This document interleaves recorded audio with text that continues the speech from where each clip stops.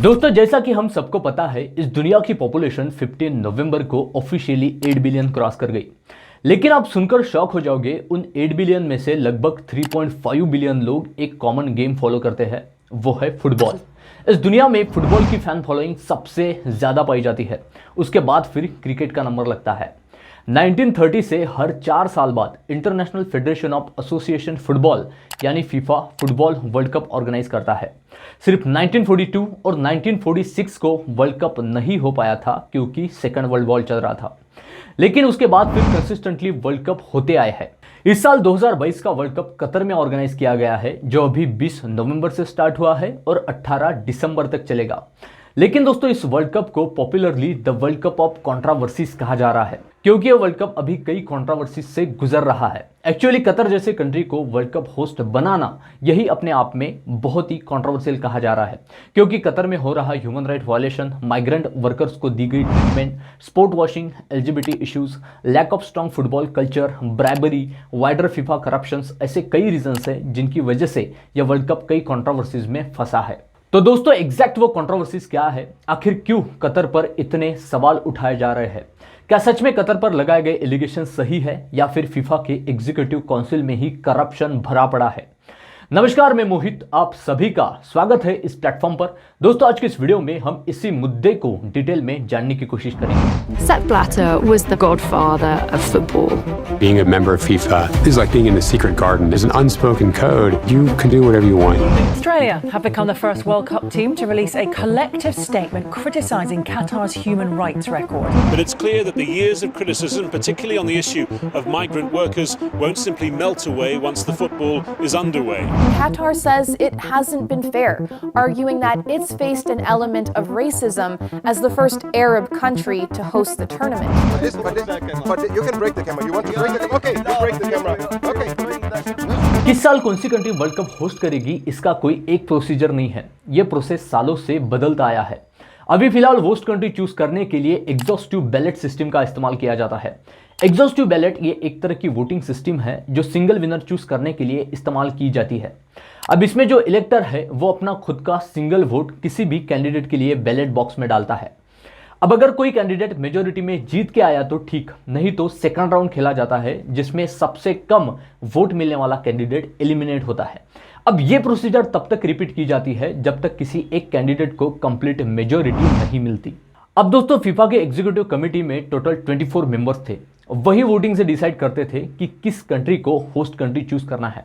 अब ये प्रोसीजर तो बहुत ही ट्रांसपेरेंट और बहुत ही सिंपल दिखता है, लेकिन इसमें प्रॉब्लम तब सामने आई जब एग्जीक्यूटिव कमेटी के मेंबर्स ही पैसे लेके अपने वोट बेचने लगे।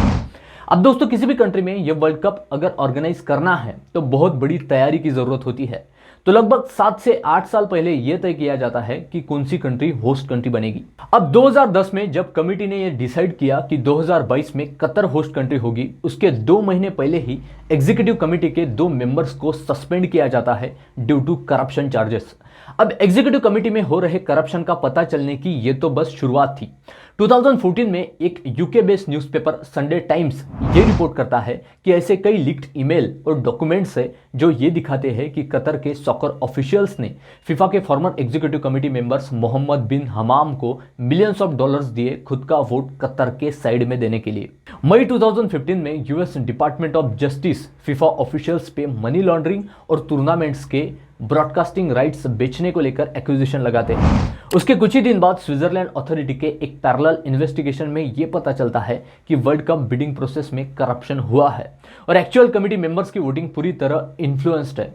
अब दोस्तों, ये तो सिर्फ एक रीजन है इस साल का वर्ल्ड कप कंट्रोवर्सी में रहने का। इसके अलावा दूसरी कंट्रोवर्सी उठती है human right violation. For years, human rights organizations have criticized the working conditions on Qatar's construction sites. Thousands of migrant workers suffered wage theft, paid extortionate recruitment fees, or even died under unexplained circumstances.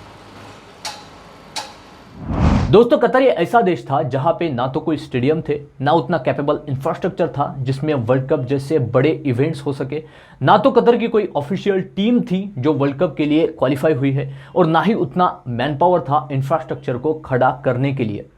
FIFA world cup जैसे बड़े events को अगर organise करना है तो Qatar को सबसे बड़ी जरूरत थी एक मैसिव इंफ्रास्ट्रक्चर खड़ा करने की। उन्होंने Al Khor stadium, Al Wakrah stadium, Khalifa international stadium, Qatar foundation stadium, Al Rayyan stadium, ऐसे लगभग 2 लाख से ज्यादा सीटिंग कैपेसिटी वाले स्टेडियम बनाए। इसके अलावा $42 बिलियन खर्च करके लुसेल नाम का एक पूरा का पूरा शहर खड़ा कर दिया। इसी के साथ हमाद इंटरनेशनल एयरपोर्ट, दोहा एक्सप्रेसवे सिस्टम जैसे लगभग $220 बिलियन के बड़े बड़े इंफ्रास्ट्रक्चर तैयार किए गए।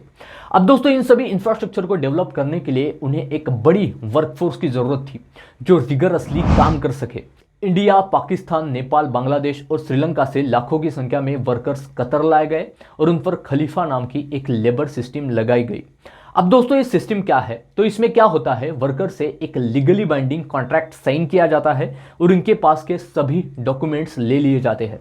यानी इनडायरेक्टली हम ये बोल सकते हैं कि उनसे बॉन्डिंग लेबर की तरह काम करने को कहा जाता है, जिसमें उन्हें किसी भी तरह के लेबर राइट्स नहीं दिए गए।